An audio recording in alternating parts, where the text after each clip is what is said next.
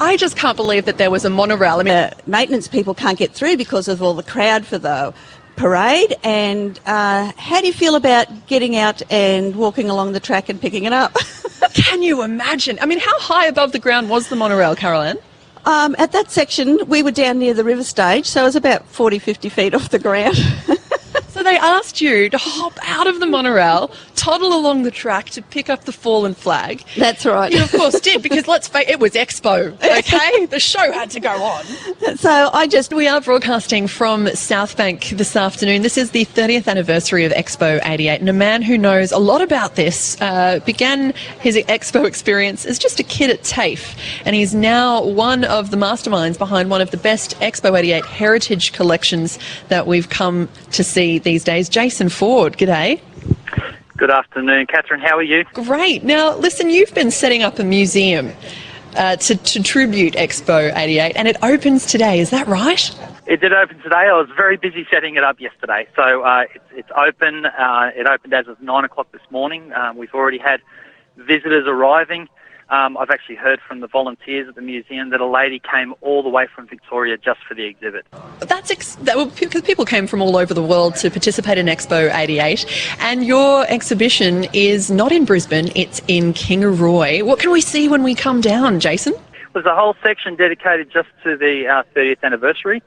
We have lots of souvenirs, the kind of things you'd expect people to have purchased from Expo, but there's other things like sculptures and statues. Most people are familiar with the iconic white statues that were scattered all through Expo. The Artbuster statues, we have 2 of those at our exhibit, authentic statues. Street banners that aligned all the streets of Brisbane throughout the 6 months of Expo. And just, ticket stubs, books, stuffed plush platypuses, Expo awards, those sorts of things. It's actually thousands of items. Oh my goodness. Now, Jason Ford, as I mentioned, you were just a TAFE kid learning how to cook. You were an apprentice chef at the time of Expo 88.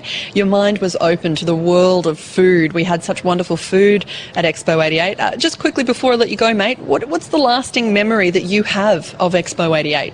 Well, the food definitely, because that was my world, being young and learning how to cook, and all those different cuisines came to Brisbane. Things were a little boring as far as cuisine was concerned prior to that. So it really opened up the industry, gave us a more diverse range of foods to work with and more experiences. And really that has given me a spectacular career in cookery that I really think stems from that time in 1988. Well, good on you, Jason, and congratulations on the new museum at Kingaroy. We'll put out information about where people can find that on our ABC Radio Brisbane Facebook page and social media channels. Thank you for your time. This is afternoon's Expo 88 30th Anniversary Extravaganza.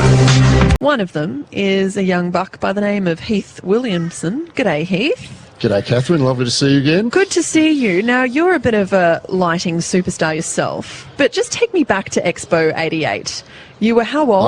I was 15, and when Expo turned up, it was like Disneyland had arrived in Brisbane. And Brisbane was kind of felt very much like a country town growing up at that age. So to see something that spectacular and so inspiring to land in your hometown, yeah, it was amazing. Of course, the truth of the matter is that you now organise the lighting for pretty well every major rock act that passes through Australia, through Brisbane. Is that about right? Oh, well, our lights lighting? From our company Firefly, yes, our lights are on tour with Coldplay, going around the world. Queen, Adele's got some of our lights around her stage.